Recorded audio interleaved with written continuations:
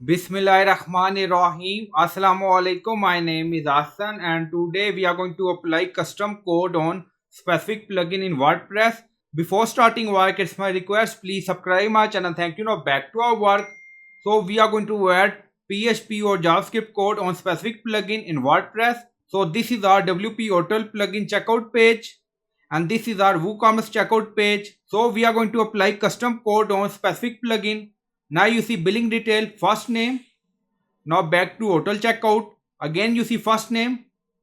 Now go to dashboard. On left side you see plugin. So click on add new plugin. So we are going to change first name. Now back to plugin section. Then in search plugin write WP code. So this is plugin WP code. Insert header and footer we will use. So you will install this plugin and activate it. And after activation on left side you see code snippet and then you see add snippet. So click on it. And then you see add your custom code, so again click on it. And then you see select the code type. Now select PHP snippet, so click on it. Now create custom snippet section open. And then you can add title and then you see code preview. Now paste code. So by using this code we are going to change first name to full name.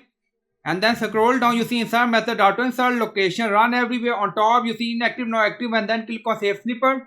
Now snippet created and saved. So first this code apply on all first name in our WordPress. Now go to checkout page, hotel plugin, refresh the page, go to WooCommerce, refresh the page, and then you see first name change to full name. Now go to another checkout page, again you see first name change to full name. That custom code apply on all plugin whole WordPress website, but we are going to apply that code on specific plugin. Now back to code, and then you see if domain. Now remove it. If domain equal to wp-hotel-booking. So this is our plugin folder. Now go to plugin folder. So we are in cPanel and we are in plugin folder, and then you see plugin folder name wp-hotel-booking. Now back to custom code.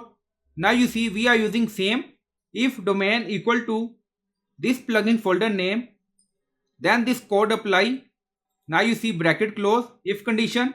So in your custom code you can add this if condition domain equal to plugin folder name. So you can add your plugin folder name. Now you see, and then click on update again. So now this code only apply on WP Hotel booking plugin because we added if domain condition. Now you see, now go to checkout page for hotel, refresh the page. Go to checkout page for WooCommerce, refresh the page. Now you see full name, back to first name. Now go to another checkout page. Here you see full name because in custom code we added plugin name domain. Back to code. So in your custom code you can add this domain condition if. So I hope you like this video. Please like, comment, share, subscribe. Thank you for watching.